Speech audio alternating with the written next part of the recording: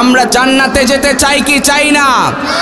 মালিক তুমি জান্নাতে, তোমার কাছে আমায় একটি ঘর বানিয়ে দিও, একটি ঘর বানিয়ে দিও। পড়েন আমিন। لو أنزلنا هذا القرآن على جبل لرأيته خاشعا متصدعا من خشية الله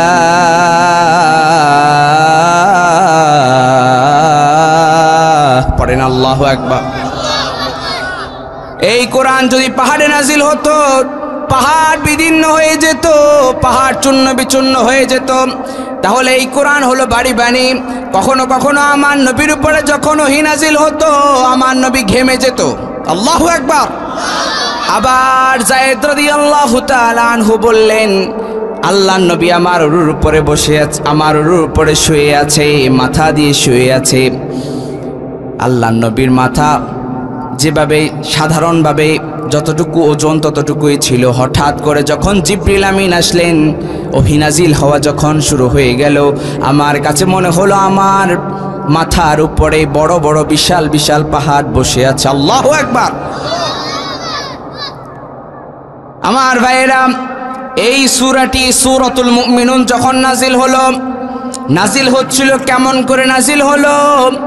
আল্লাহর নবী সাহাবায়ে কেরামরা সব বসে আছে, হঠাৎ করে মৌমাছির গুঞ্জনের ন্যায় আমার নবীর উপরে ওহী নাজিল হওয়া শুরু হলো। সাহাবায়ে কেরাম বুঝতে পারলেন আমার নবীর উপরে ওহী নাজিল হওয়া শুরু হয়ে গেল। সাহাবায়ে কেরাম বুঝতে পেরে সবাই চুপ হয়ে গেলেন, সবাই চুপ হয়ে গেলেন। আল্লাহর নবীর উপরে ওহী নাজিল হয়ে গেল।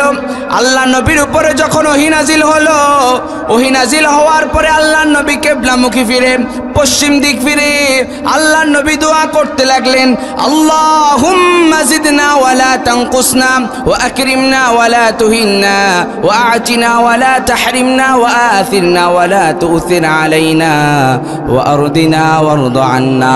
ওগো আল্লাহ, আমাদেরকে সম্মানিত করো, আমাদেরকে অপমানিত করো না, আমাদেরকে দান করো, আমাদেরকে বঞ্চিত করো না। অন্যের উপর আমাদের প্রভাব বিস্তার করে দাও, আর আমাদের উপর কেউ যেন প্রভাব খাটাতে না পারে সেই বন্দোবস্ত করে দাও। আল্লাহর নবী পশ্চিম দিক ফিরে দোয়া করতে লাগলেন। দোয়া করার পরে আল্লাহর নবী সাহাবায়ে কেরামদের দিকে মুখ ফিরিয়ে আল্লাহর নবী বললেন,